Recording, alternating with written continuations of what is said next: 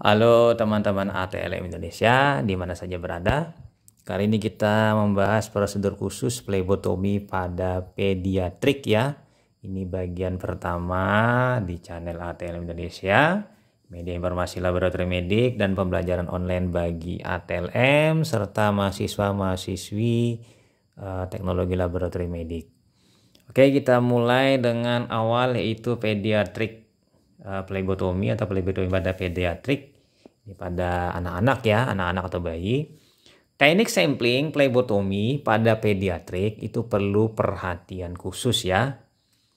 Prosedur umum untuk memperoleh spesimen darah dapat dilakukan dengan tusukan pena yaitu venipunctur, tusukan arteri arterial punctur, atau tusukan kulit skin punctur. Ada 3 ya. Nah, lanjut lagi teman-teman. Teknik dan jenisnya. Nah, kita lihat. Teknik sampling penting untuk mempertahankan integritas dan komposisi analitnya. Jadi kita bisa melihat dari darah arteri itu komposisi sama di seluruh tubuh. Lalu tempat berbeda itu tidak mempengaruhi hasil karena memang darah arteri ini adalah darah yang datang dari jantung ya.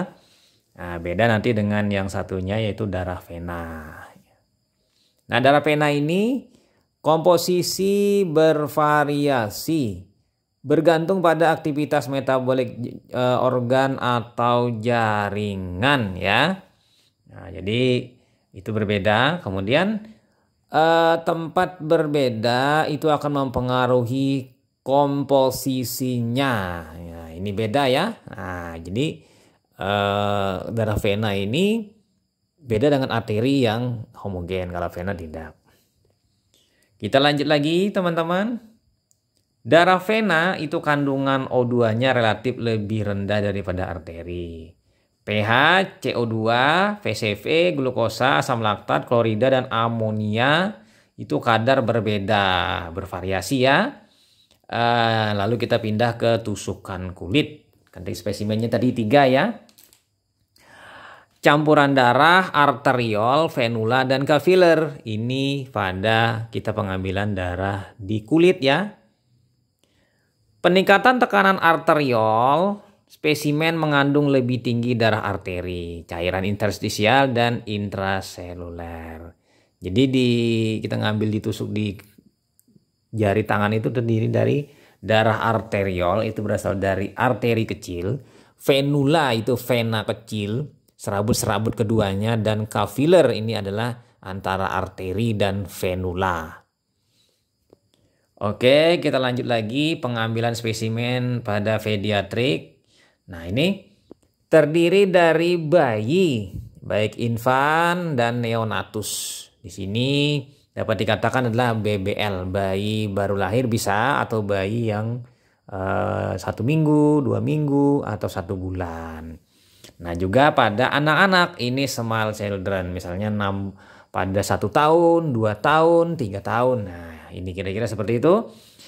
Lalu anak lebih besar, ini vena relatif lebih besar dan mudah terlihat. Prosedur sama dengan orang dewasa, misalnya pada anak-anak umur 4 tahun, 5 tahun, 6 tahun.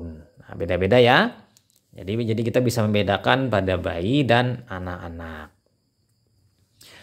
Oke, kita lanjutkan teman-teman dengan hal-hal yang perlu diperhatikan sebelum tindakan plebotomi. Pertama, persiapkan dini plebotomis. Pasien belum tentu kooperatif, jadi kita sudah menyiapkan lebih dahulu. Kemudian mempersiapkan anak dan orang tua. Jadi anak tadi misalnya pada anak-anak misalnya diasuh oleh orang tua, ya seperti itu ya. Orang tuanya yang menyiapkan anak. Kemudian yang ketiga, prosedur plebotomi pediatrik tergantung pada usia dan besar kecilnya anak. Seperti tadi kita ceritakan, ada yang bayi baru lahir, ada bayi 1 minggu, bayi 1 bulan, atau bayi 1 tahun, 2 tahun, 3 tahun, 4 tahun, 5 tahun, 6 tahun. Jadi anak-anak tingkatannya seperti itu, tergantung nanti besar kecil dan usianya. Ada dua teknik tusukan kulit, itu skin puncture, itu pada bayi metode terpilih. Nah, bisa dipilih nanti. Tusukan vena dengan wing needle ini pada anak atau small children. Nah, ini pada dua teknik ini. Nah, sementara untuk wing needle dipakai juga untuk pasien gemuk atau anak dengan kecemasan atau rasa takut berlebihan. Nah, ini ya penting ya teman-teman. Nah, kita pindah ke metode wing needle. Nah, pada gambar ini adalah wing needle. Jadi ada jarum dengan sayap kanan kiri, kemudian dihubungkan dengan selang pada sisi jarum yang lain yang kita sambungkan dengan holder ya. Nah, ini pada gambar. Jadi prinsipnya itu sama dengan adalah untuk menusuk pena ya. Tapi penanya pada pena anak-anak yang lebih kecil. Lokasinya daerah antekubiti, dorsum atau kaki serta vena-vena di kepala kalau memang memungkinkan ya. Persiapan alatnya yaitu wing needle dengan jarum 23G ya kan. Luar adapter, kemudian tabung-tabung. Jadi nanti ada persiapan sesuai dengan gambar. Tinggal kita menyiapkan tabungnya nanti ya untuk menyedot darah yang akan diambil melalui wing. Nah, prosedur kerjanya secara ringkas saya bahas seperti ini. Keluarkan wing needle dari kemasannya dan selang diluruskan. Kemudian yang kedua, hubungkan ujung selang dengan luar adapter, yaitu holder ya, holder. Selanjutnya prinsip kerja sama dengan pengambilan darah pada umumnya. Ya, mulai dari disinfeksi atau diberi antiseptik alkohol pada kulit yang akan ditusuk, kemudian diregangkan venanya, kemudian ditusuk kulit atau vena tadi dengan jarum menghadap ke atas.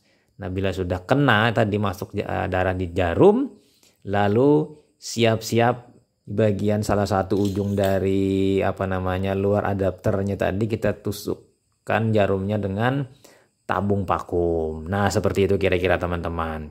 Ya kan? Apabila sudah terlihat darah masuk di jarum, maka tusukkan tabung-tabung pada jarum luar adapter sesuai dengan keperluan ya. Nah, biasanya sih tidak banyak untuk pengambilan ini. Misalnya untuk darah rutin yang paling utama biasanya untuk pada anak atau pada bayi. Nah, kita pindah ke teknik tusukan kulit. Pilih tempat penusukan yang tepat. Pada bayi tumit bawah dan pada anak di jari. Ya kan ya, tumit ya pada bayi yang baru lahir. Yang kedua, hangatkan tempat penusukan dengan handuk atau tisu dengan suhu kurang dari 42 derajat Celcius. Ini bila diperlukan ya. Nah. Kemudian desinfeksi dengan alkohol 70%. Jadi sini diberi alkohol, antiseptik alkohol 70%. Lalu buat tusukan dengan lancet steril hampir tegak lurus. Ya, agak-agak tegak lurus terhadap permukaan kulit. Kedalamannya kurang dari 2,4 mm. Nah, yang penting ada tusukannya.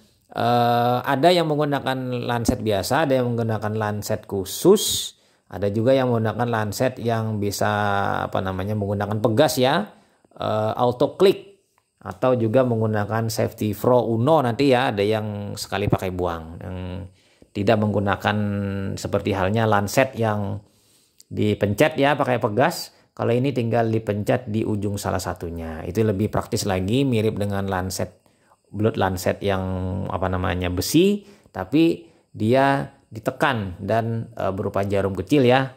Nah, ini. Kemudian teknik tusukan kulit. Buang tetesan pertama dengan melap menggunakan kapas steril. Lalu kumpulkan spesimen dalam tabung yang sesuai. Lalu tutup sama spesimen kontainer. Beri label tabung spesimen, tanggal dan jam pengambilan serta nama pasien. Kemudian tuliskan pada laporan hasil bahwa spesimen diperoleh dari tusukan jari. Nah, ada juga teknik tusukan jari ini mengumpulkan spesimen darahnya dengan tabung mikrohematokrit ya. Jadi diisi penuh tabung mikrohematokrit yang berisi heparin, ditutup nanti disumbat salah satu ujungnya dengan sabun ya. Misalnya kita mendapatkan 2 tabung mikrohematokrit atau 3 itu bagus lagi. Atau bisa juga disedot dengan pipet bila sedikit ya dapatnya. Atau juga setelah ditusuk tadi kita siapkan tabung plastik kecil EDTA yang kita dekatkan ke area tempat keluarnya darah sehingga darah tadi bergulir masuk ke dalam tabung EDTA tadi. Ya, ini tergantung teknik masing-masing di lapangan ya, beda-beda nanti. Oke, lanjut lagi teman-teman, hal yang perlu diperhatikan. Ini perlu diperhatikan. Pertama, pastikan bayi atau anak dalam kondisi tenang. Yang kedua, lebih baik posisi berbaring di atas bed si bayi tadi dan anak. Ya pasti kalau bayi berbaring lah, kalau anak kan ya bisa dibaringkan. Kemudian sebaiknya anak dipangku oleh orang tuanya. Jadi kalau orang tuanya ada, ibunya itu memangku si anak yang umurnya misalnya 2 tahun. Nah, ini lebih baik kan? Kemudian perlu pengalihan perhatian anak dengan membujuk atau mengajak berbicara atau hal-hal lain, misalnya menonton video atau lain-lainnya, supaya anak itu tidak fokus ke arah pengambilan darah dan ditenangkan. Lalu berikan isyarat dan meminta jangan menarik tangan saat ditusuk jarum pada anak-anak. Jadi jangan ditarik tangannya ya. Supaya pengambilan penusukan kita ini 1 kali aja. Nanti kalau ditarik 2 kali ditusuk, 2 kali ditusuk ya sakitnya 2 kali. Nah, bilang seperti itu pada anak-anak, mungkin mendapatkan informasi edukasi yang lebih baik. Kemudian pastikan pengambilan spesimen dibantu dengan petugas lain atau orang tua pasien. Alangkah baiknya mengambilnya berdua ya. 1 memegang lengan pasien, 1 yang menusuk pasien pada bayi atau pada anak-anak yang kecil, supaya lebih mudah dalam hal memfiksasi tangan dan venanya tidak bergerak. Oke, lanjut lagi teman-teman. Hati-hati terhadap darah bayi, terutama bayi-bayi yang baru lahir kan, karena lebih cepat membeku sehingga bila lambat mencampur dengan aditif akan terjadi bekuan kecil atau trombosit jumlahnya rendah palsu. Ini banyak kejadian kasus seperti itu pada bayi-bayi, terutama bayi-bayi yang baru lahir. Pastikan telah menyiapkan tabung EDTA kecil 0,5 ml bila sedikit mendapatkan darah. Jadi segera dimasukkan ke sana dan dicampur dengan aditif di dalamnya. Kemudian gunakan tabung vakum EDTA volume 2 ml ketimbang volume 3 ml agar pencampuran sesuai bila menggunakan wing needle ya. Karena daya sedotnya itu 3 ml dengan 2 ml itu beda volumenya. Jadi nanti kalau 3 ml ternyata cuma 1 ml terisi atau 1,5, maka ini pencampurannya tidak sesuai. Tapi kalau 2 ml hanya terisi 1 ml atau 1,5 ml itu masih mending ketimbang yang 3 ml. Nah, maksudnya seperti itu ya teman-teman. Kemudian bila menggunakan shearing, gunakan jarum yang lebih kecil bila pada bayi atau anak-anak yang masih kecil. Misalnya nomor 27G atau 25G. Nah, bila tidak memungkinkan dari 23G kan ya 27 atau 25 dipilih bisa. Nah, kira-kira itu saja teman-teman bagian pertama mengenai plebotomi pada hal khusus di pediatrik pada anak-anak dan bayi. Bagi teman-teman yang baru bergabung, jangan lupa subscribe, bunyikan lonceng notifikasi. Sampai jumpa di video-video selanjutnya. Salam hebat ATLM. Saya Ahmad Lem pamit. Bye.